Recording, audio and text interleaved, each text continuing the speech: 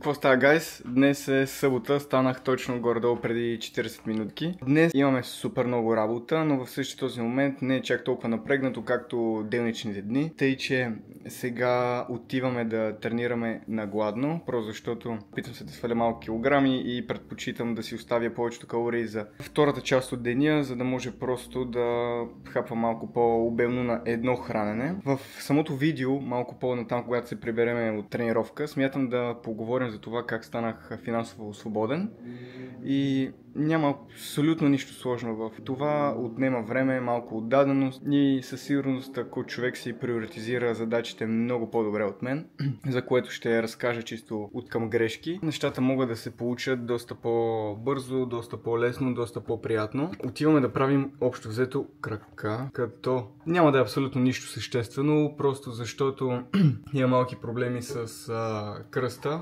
които са в контекста на протрузия. Протрузия, която от време на време малко ме тригърва и не е особено приятно, особено когато трябва да правиш нещо по-съществено. От 3 години не съм правил, може би, неща като клекове, мъртва тяга и пендли и гребане, което общо ми бяха любимите. За който ме познава, знае, че се убивах от само единствено базови упражнения. По 3 пъти клекове, по няколко пъти в седмицата, гребания, лежанки, кофи и така нататък.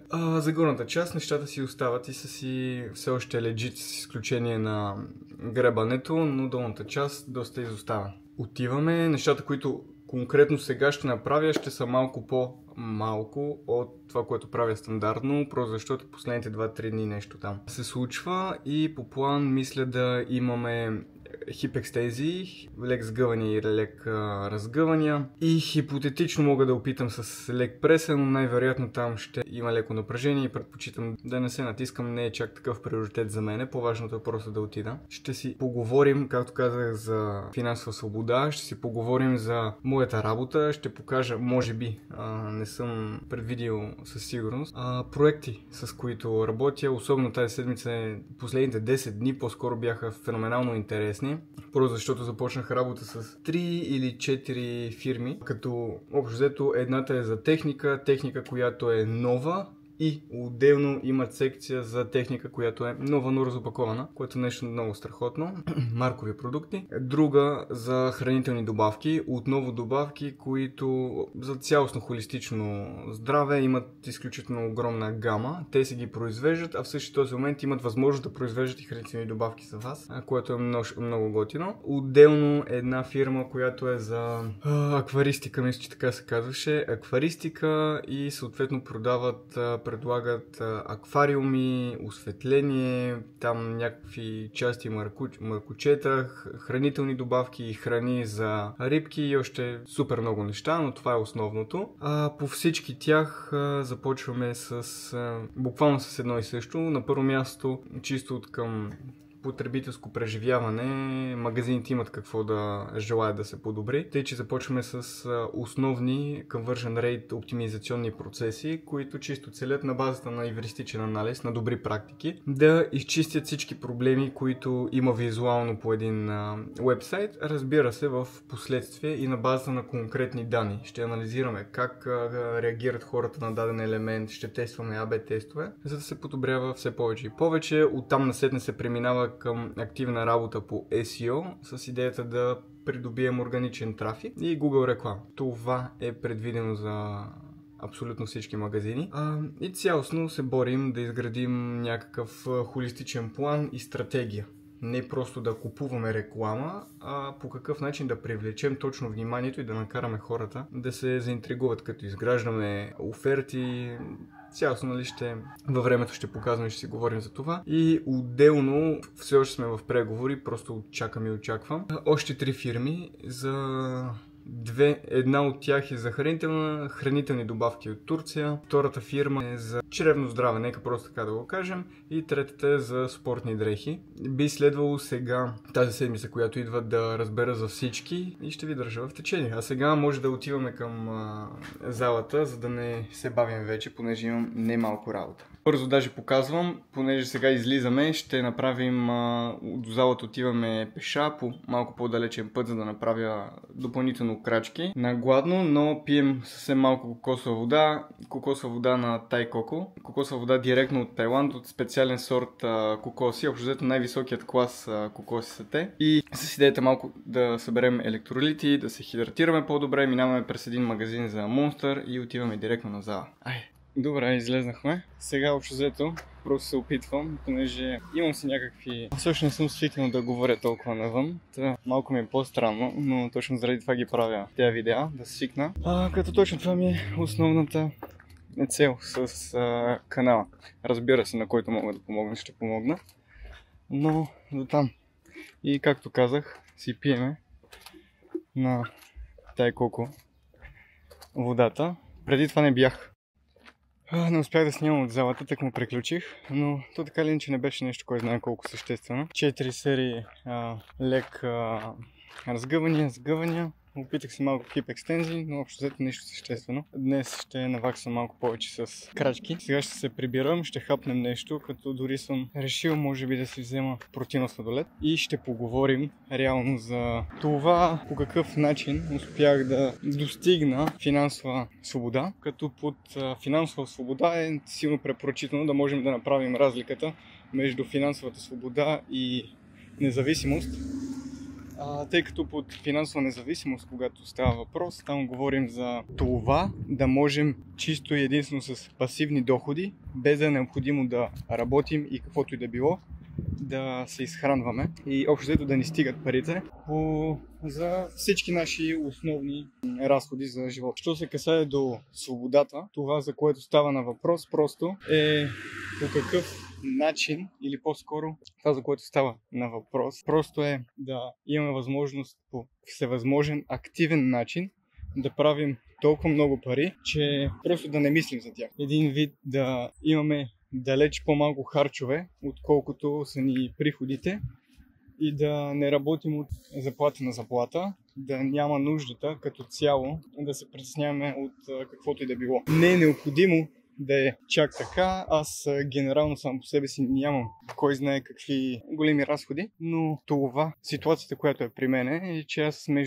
зависи между 9 и 12% съм си ги калкулирал, са основните разходи, които имам прямо приходите ми на месечна база. Което само по себе си означава, че близо 90% от парите, които правя, без да се лишавам,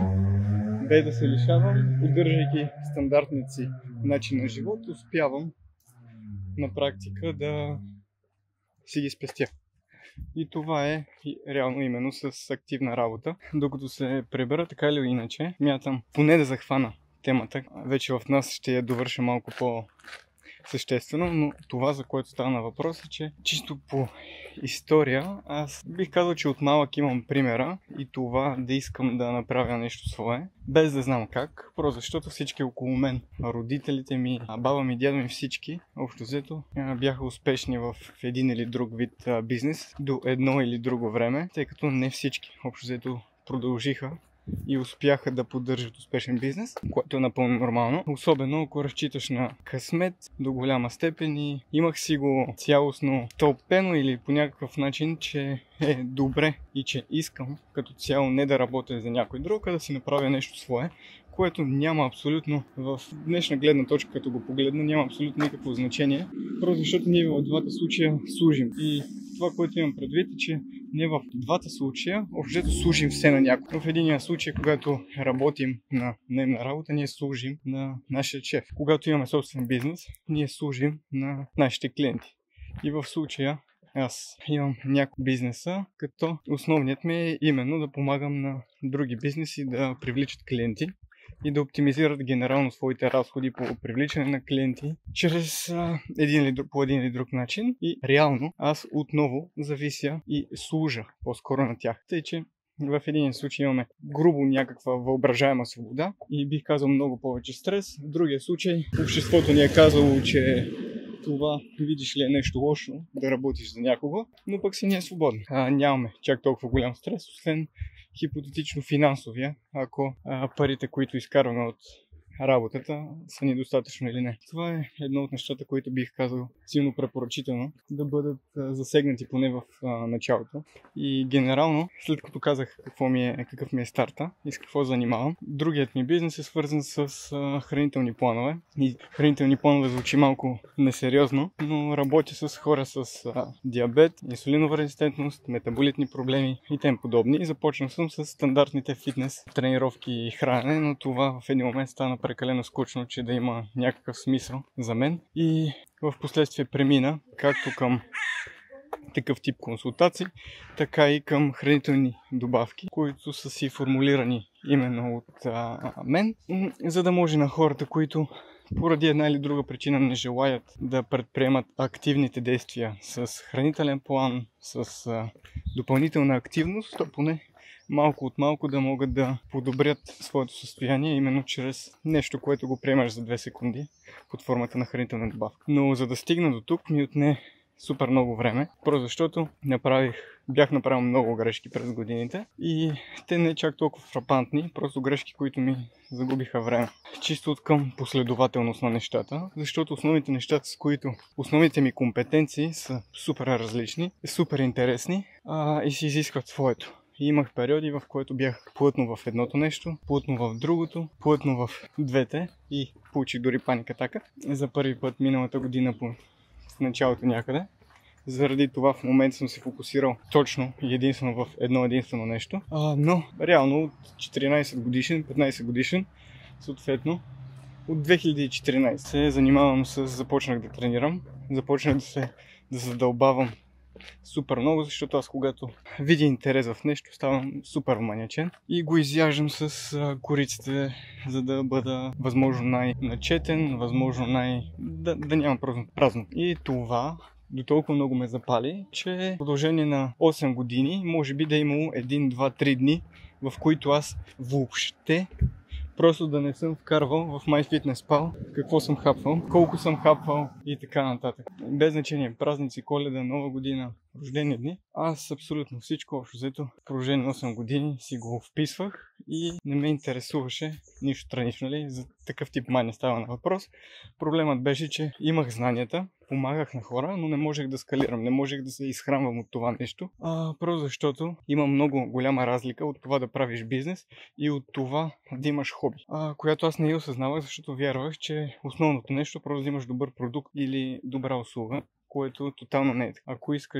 Когато става въпрос за бизнес, ако искаш да се развиваш и да не фалираш, определено трябва да мислиш за много повече аспекти. Като трите основни пера са именно добър продукт или услуга, учи по какъв начин да се добреш до внимание и да учи и съответно продажбени умения. Добре, вече сме и в нас. Като малко се забавих, понеже имах около 2 часа среща, в която трябваше да посвършим малко работа, но да се върнем на практика по същество, по план. Това, което съм предвидил, сега ще ви довърша предходната тема, която започнахме, в крайна сметка за финансовата свобода и след това ще имаме малко работа и съм планирал да попътуваме една идея с колата и да хапнем, просто защото не съм карал скоро време. За финансовата свобода стигнахме до там, че в крайна сметка едни от основните ми грешки са, че се надявах само единствено в началото да имам страхотен продукт или съответно услуга, но това понякога не е достатъчно. Не е достатъчно, просто защото не се запитваме в крайна сметка какво искат хората от среща и не успяваме да докараме максимално много очи. И чисто по учебник аз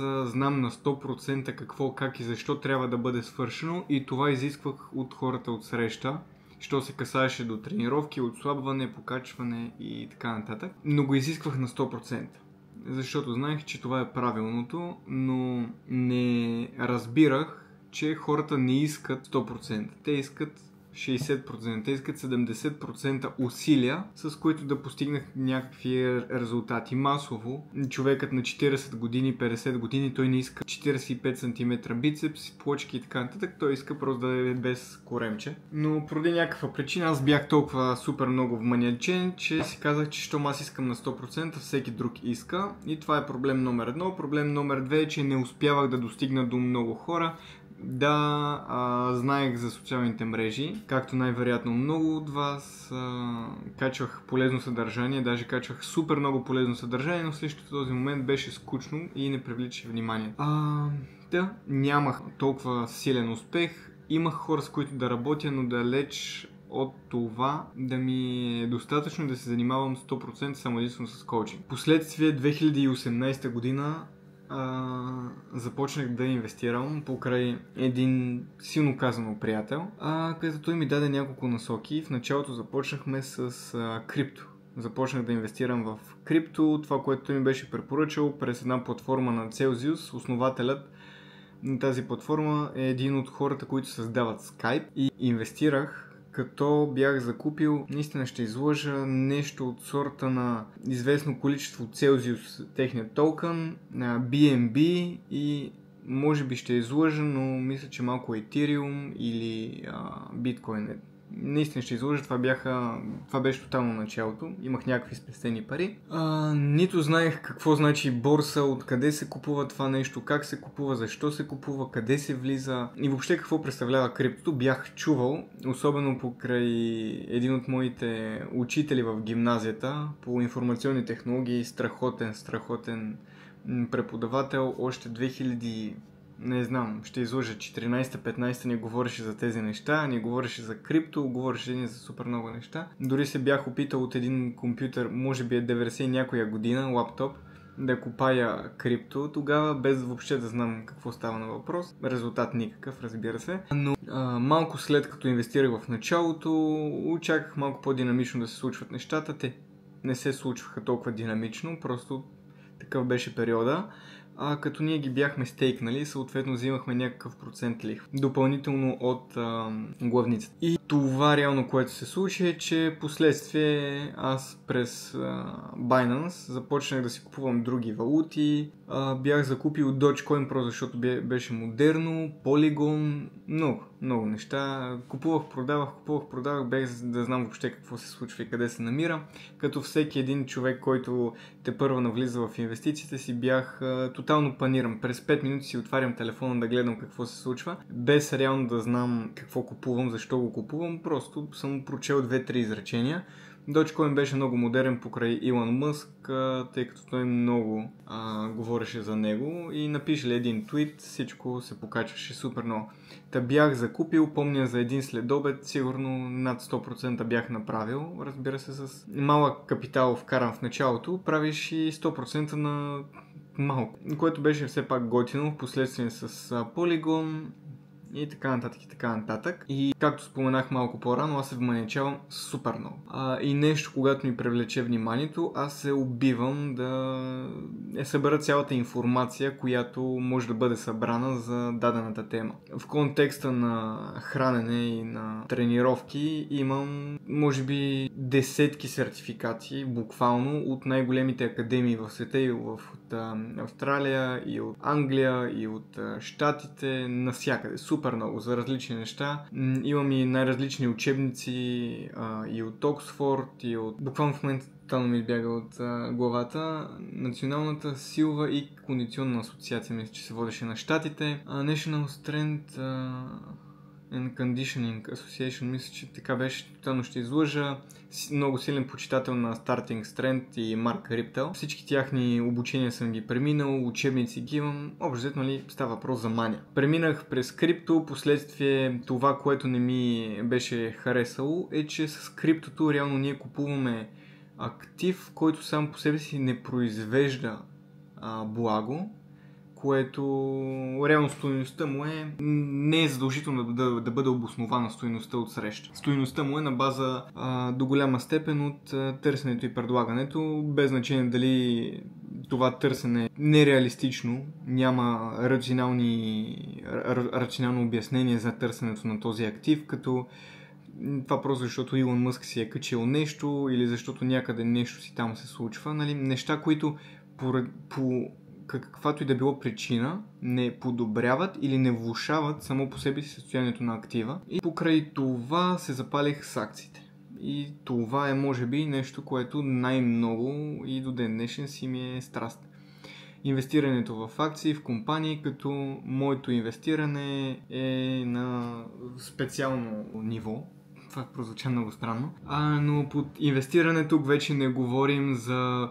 Аз харесвам Apple, купувам Apple, или сега по телевизията говорят за Nvidia, купуваме Nvidia. Аз съм феноменален привърженик на Уорън Бъфет, Чарли Мънгър, Рей Далио, Питър Линч, чисто като Муниш Пабрай, чисто като инвеститори, и съответно на Бенджамин Греъм, и съответно на техният стил, основно насочен върху value investing, или иначе казано анализираме счетоводните баланси както си трябва, анализираме до известна степен молтове, стига до това ниво всичко да ни е харесало, преминаваме към математически калкулации като discount free cash flow и така нататък.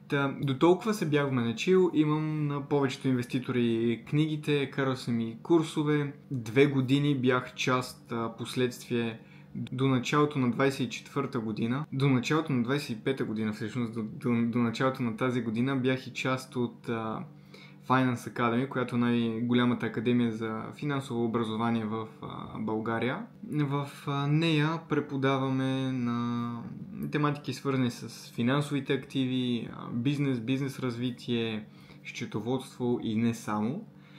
Там водих курсове, свързани с инвестиции в злато, скъпоценни метали, инвестиции в облигации, инвестиции в ETF-и, инвестиции в суровини. Всичко страхотно. Бях се подготвил дори по план да си изкарам лиценз от Комисията по финансов надзор, чрез който лиценз да мога да давам финансови съвети и с това нещо да се занимавам. Изключително, пак казвам, до ден днешен това си ми е страст. Основното нещо, заради което в момента не ми е фокус, е средата, просто защото е супер токсична. Буквално, лично мое мнение е, че всеки може да има някакво мнение за развитието на икономиката, за развитието на финансовите пазари, но масово хората бъркат. Особено когато нямат хал-хабер и понятие от темата, но въпреки това обичат да дават мнение. И без значение дали 5 пъти, 10 пъти ще дадеш на различни теми отговор да, ще стане и не, няма да стане, много е вероятно половината да ги познаеш, другата половина да не ги познаеш, ако имаш някакъв късмет. И това, което се случва е, че при всички, защото икономиката сама по себе си тя не е точна наука, и това, което се случва генерално е, че познаваш веднъж и ти се вдига самочувствието, започваш да фулиш другите колко те са грешни, на следващия момент предположиш нещо, окажеш се грешно и се скатаваш, всичките фулат пък теб. И аз си казах, че в подобна общност не бих искал да бъда, в която всеки е някакъв супер токсичен. И цялостно се отказах и с Комисията по финансов надзор и така нататък, и частта с инвестициите си остана само за мен. Инвестирах си, като последните 2 години може би не инвестирам изобщо, просто защото не съм открил добри възможности. И това е нещо, което много хора бъркат, именно, че хубаво е и би казал важно е да имаме финансова култура, култура за личните финанси, култура за бъдещите ни финанси, какво можем и какво не можем да си позволим, да имаме възможността да кажем не, това не ми е по бюджета, и да имаме възможността да отлагаме моментните желания за бъдещите по-големи блага. Това по принцип е трудно нещо, и това е трудното в инвестициите, да отлагаш. Едно от нещата, които е много популярно в България, именно в последно време, е да инвестираш. Проблемът е, че не трябва да инвестираме просто за да инвестираме, а трябва да инвестираме защото имаме добра сделка, намерили сме актив, който струва повече, но в момента е намален. Съответно цената му е по-ниска, отколкото е при същата intrinsic value. И между другото, моята агенция, с която спомагам на различни бизнеси да се развиват, се казва именно Intrinsic T, защото идва от intrinsic value. Това е тази метрика, която спомага да бъде оценена при същата стойност на една компания, когато се оценява с цел покупка, присвояване и така нататък. Толкова съм в крайна сметка вманиачен, харесвам тази тематика. Но на практика се отказах, в момента не инвестирам по няколко причини. Първата причина е, както казах, не намирам опции. и когато не намираме опция, е много по-добре да си стоим в кеш и да не се занимаваме с нищо, отколкото да инвестираме просто за да инвестираме. Това е една от големите глупости. И другото нещо е, като правило, навсякъде се казва, нали, да, трябва да диверсифицираш, но никъде не ти казват как. И истината е, че не трябва да диверсифицираш просто заради самото диверсифициране, защото ако ти си намерил една единствена или нека да кажем 2 страхотни компании, ти не трябва да диверсифицираш в още 10, просто защото някой е казал, че трябва да имаме диверсифицирано портфолио, и още повече не трябва да диверсифицираш в още 10, които са потенциално по-лоши от твоите 2, просто заради диверсификацията, а именно ако си намерил само 2 добри позиции, акции, компании, които би се радвал да са твоя собственост, инвестирай всичко там. Стига да си направил домашното. Другата причина, заради която спрях да инвестирам, е фокус. Като цяло в момента имам кът на фокус и до началото на миналата година бях решил, че ще се занимавам, нали, занимавах се за всичко. Занимавах се както в академията, преподавахме, помагахме на различни курсисти, отделно се занимавах с хора, които ми се доверяват за хранителни и тренировъчни планове, които имат някакъв вид заболяване или не. И отделно на различни фирми, компании, които да подобрим на практика техният бизнес. Това всичко, въпреки че ми беше страхотно и много интересно и не усещах някакъв вид умора от цялото това нещо, в крайна сметка си се отрази и получих за първи път паника атака. Буквално ставаме на сутрин, страх от нищото, трепериш и така 4-5 дни. Нещата бяха ескалирали, но това бихме могли да говоря за него в по-късен епизод. Си казах, че ще се занимавам само с едно единствено нещо и то е именно това да помагам на различните компании да подобряват своите бизнеси. Просто защото осъзнах на базата на моите инвестиционни подходи тогава, е, че много рядко би казал, че не се справях зле. Но много рядко ние можем да бием пазара. А пазара средно, нали, под пазара ние визираме S&P 500 или индекса за 500-те най-големи компании. Но под да бием пазара ние следим тук дългосрочно да изкарваме над 10, 11, 12% възвръщаемост от инвестиции в акции. Което е страхотно, супер, прекрасно, няма никакъв проблем, бихме могли да го правим. Бихме могли да се целим в нещо подобно, но за година ще ги подобрим. За 2 години можем да изкараме 20%, не 10%. За 3 години, окей.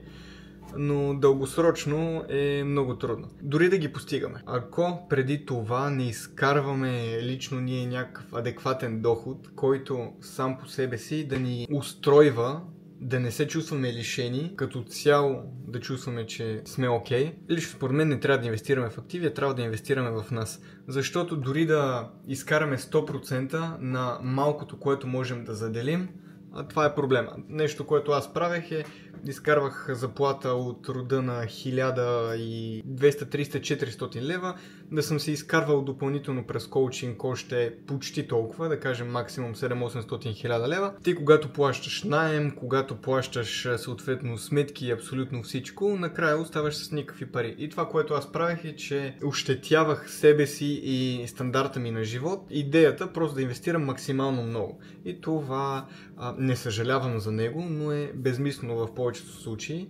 И по-правилният подход е не да инвестирам 500 лева и да очаквам в края на годината да имам 10% или иначе казвам да съм изкарал 50 лева. Супер, невероятен праз. Това, което реших в крайна сметка е, че най-добрият подход е именно да инвестираме първо в себе си, за да можем активно да правим пари чрез работа и на по-късен етап пасивно чрез някакъв вид активи и инвестиции. Това е нещо, което съответно правя в момента. Инвестирам не почти, ами абсолютно всичко в себе си. Всичко излишно, просто си стои, къта си се и не го мисля. Това ми е фокусът в момента. Не искам да се разпилявам, не искам да мисля за абсолютно нищо. Искам да имам само една задача като робот и тя е да помагам на бизнесите да се развиват. Заради това съм, както казах, да, пари. Би казал богатство, пари се правят с работа, активна работа, богатство именно с активи, но на този етап съм все още преценил, че не желая да инвестирам в допълнителни активи, и да очаквам някакъв вид доходност тип 10% на година, 20% на година, 30% на година, ако това ще отнеме 20-30% от моя фокус. Защото миналата година, абсолютно всяка една година аз си поставям финансови цели. Миналата година поставих финансови цели, които бяха за годината. Аз още в края на януари месец ги бях подобрил, което означаваше, че си бях вдигнал доходите малко над 2 пъти. Така, до края на годината ги бях вдигнал 2 пъти и половина, малко под 3 пъти, няма никакво значение. Все още продължавам да скалирам и то в едно единствено нещо. И идеята тук ми е, че аз успявам да си увелича доходите на месечна база, което означава, че от месец аз имам възвръщаемост 100-200% на месечна база спрямо това, което съм правил преди. А пък ако трябва да си фокусирам силата и енергията в инвестиции, в имоти, в акции или в нещо друго в момента, то означава, че аз ще инвестирам много енергия, за да чакам на годишна база някакви 10-20%, което на този етап за мен е нелогично и не бих желал да го правя. Просто искам максимално много спокойствие, за да мога да се фокусирам в едно конкретно нещо. Основните ми грешки, чисто за да мога да пакетирам цялата тази информация, на първо място са, че чисто като подредба бях подкарал здраве, съответно фитнес и начин на хранене, което е страхотно. Лично според мен от малки трябва да знаем всички тези навици. След това подкарах нещата с финансите и инвестициите, което според мен трябваше да бъде.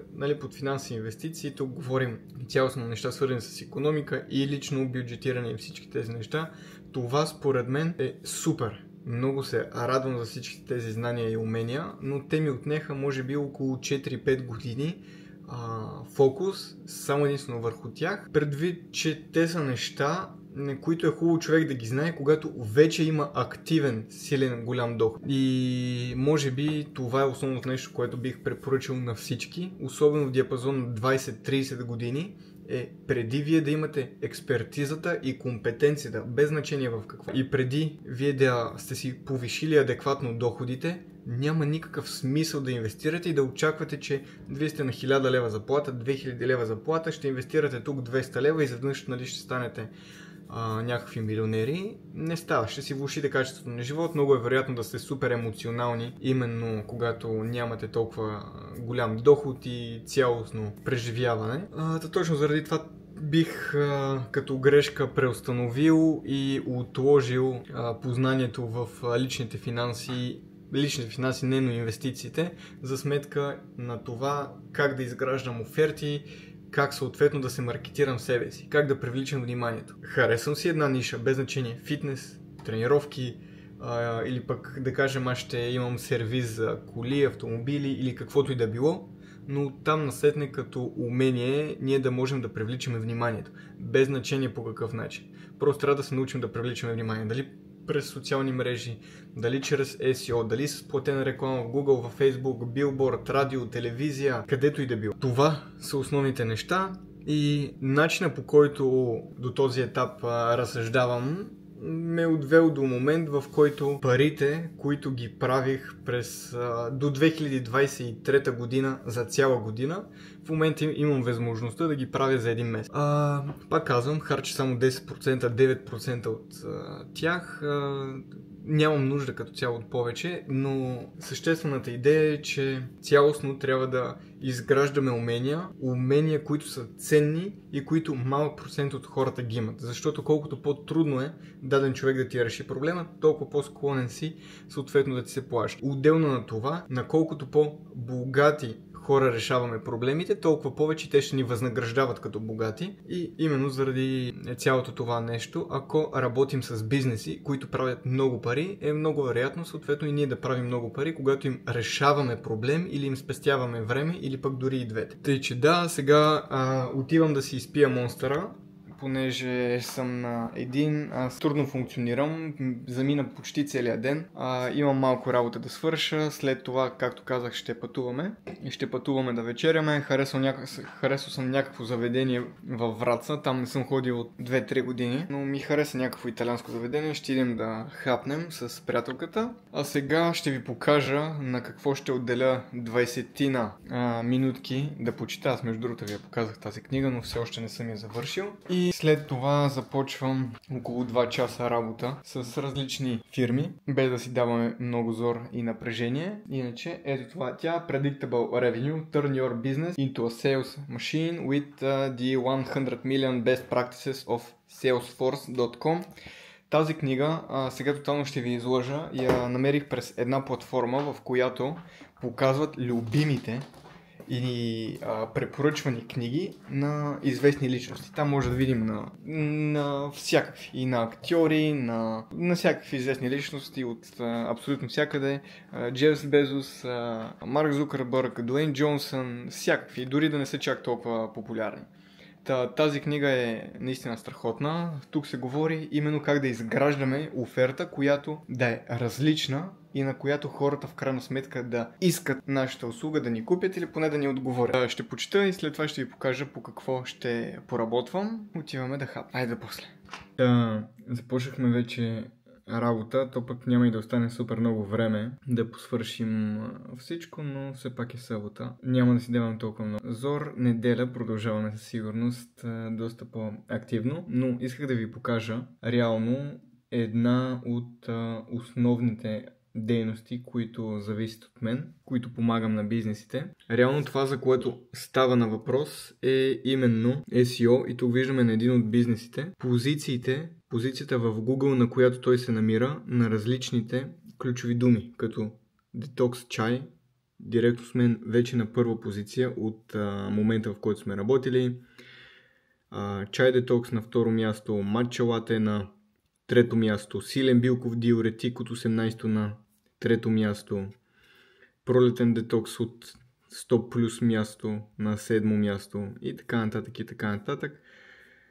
Разбира се, тук става въпрос за приоритети, на какво искаме да сме приоритетни и какво би продавало най-много, но успокояващ чай за сън виждаме от 100-то място. Общо взето това са позициите, на които сме дръпнали или пък сме спаднали, но пък не са сами по себе си приоритет всички. Трябва да хванем нещата, които са ни най-важни и върху тях да се фокусираме.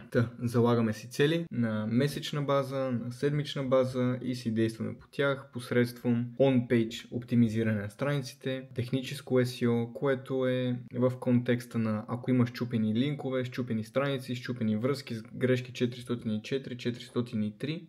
Всичко това се цели да бъде коригирано и оправено, да бъдат редиректнати страниците, ако има проблем с някакви обекти в сайта, които не се виждат по начина, по който трябва да се виждат, счупени са, зарежда бавно сайта, това също много зависи от SEO-то, за да върви всичко както трябва. И off-page, или иначе казано PR и link building в други медии. И тук като цяло си действаме по абсолютно всички тези направления. И едно от хубавите неща е, че само единствено покрай оптимизацията, SEO оптимизацията, имаме възможност да намалим разходите за реклама, да намалим разходите за придобиване на клиент и в крайна сметка дори да увеличим общите приходи на магазините, именно с допълнителен канал, визирайки SEO оптимизацията. Общо взето това е една от основните неща, с които операции, с които се занимавам. До сега бяхме общо взето в това заведението, което споменах. Лятоскана в Враца. Като обратна връзка, общо взето пътя, който са отворили Ботевград Враца, може би е завършен на 50-60%. Не е най-приятното преживяване. Относно заведението, много готино, със сигурност бих препоръчал. Пици с